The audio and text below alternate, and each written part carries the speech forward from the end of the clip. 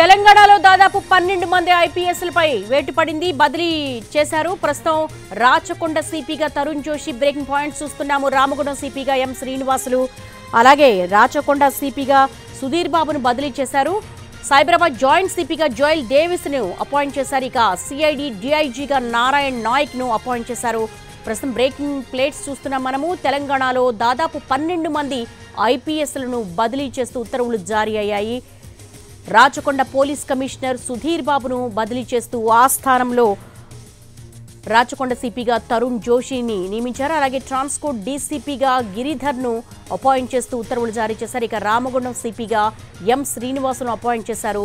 Task force కి సాధన రష్మిని appoint చేశారు. Cyberabad joint సిపిగా Joel Davis ను అపాయింట్ చేస్తూ ఉత్తర్వులు జారీ అయ్యాయి. దాదాపు 12 మంది ఐపీఎస్ల బదిలీ చేశారు. దీనికి సంబంధించి మోర్ డీటెయిల్స్ మా క్రైమ్ ఇన్పుట్ ఎడిటర్ రమేష్ అడిగి మరిన్ని వివరాలు తెలుసుకుందాం. రమేష్, ఒకేసారి 12 మంది ఐపీఎస్ల బదిలీకి రీజన్ ఏంటి? ఏదైతే పార్లమెంట్ ఎలక్షన్స్ నేపథ్యంలో మొత్తంగా 12 మంది ఐపీఎస్ అధికారులను బదిలీ చేస్తూ ప్రభుత్వం నిర్ణయం తీసుకోవడం జరిగింది. అయితే రాచకొండ పోలీస్ కమిషనర్ ఇటీవల కాలంలో 2 నెలల క్రితం పదవి బాధ్యతలు చేపట్టిన సుధీర్ బాబును కూడా బదిలీ చేయడం జరిగింది.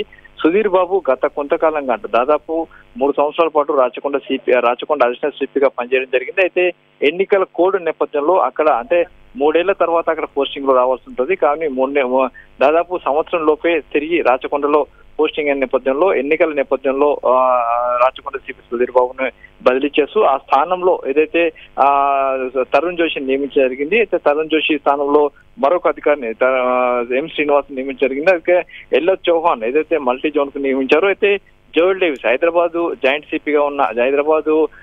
సిపి ఎస్బీగా ఉన్న జోయల్ డేవిస్ ని కూడా సైబరాబాద్ ఏదైతే ట్రాఫిక్ నియమించడం జరిగింది. అయితే సైబరాబాద్ ట్రాఫిక్ గా ఉన్న నారాయణ నాయక్ ని కొన్నాళ్ళ క్రితం కొన్ని ఆరోపణల నేపథ్యంలో నాయక్ ను కూడా బదిలీ చేశారు. నాయక్ స్థానంలో ప్రస్తుతానికి జోయల్ డేవిస్ నియమించారు. అయితే మొత్తంగా చూస్తే 12 మంది ఐపీఎస్ అధికారులను బదిలీ చేస్తూ అటు ప్రభుత్వం నిర్ణయం తీసుకుంది. దీంట్లో రాచకొండ సిపి అటు సుధీర్ బాబును బదిలీ చేయడం జరిగింది. అంటే రమేష్, ఎలా చూడాలి? అసెంబ్లీ ఎన్నికలకు తర్వాత షఫలింగ్స్ జరిగాయి, బదిలీలు జరిగాయి, కొత్తగా అపాయింట్ చేశారు. ఇప్పుడు లోక్సభ ఎన్నికల ముందు జరుగుతున్న ఈ 12 మంది ఐపీఎస్ల బదిలీని ఎలా చూడాలి?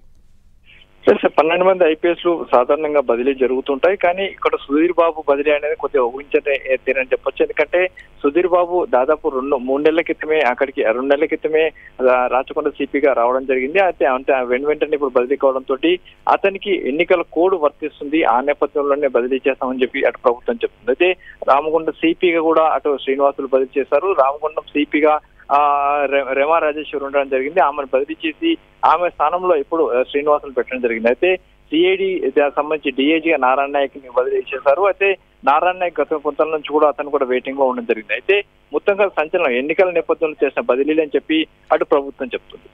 Yes Ramesh, thanks for the live updates.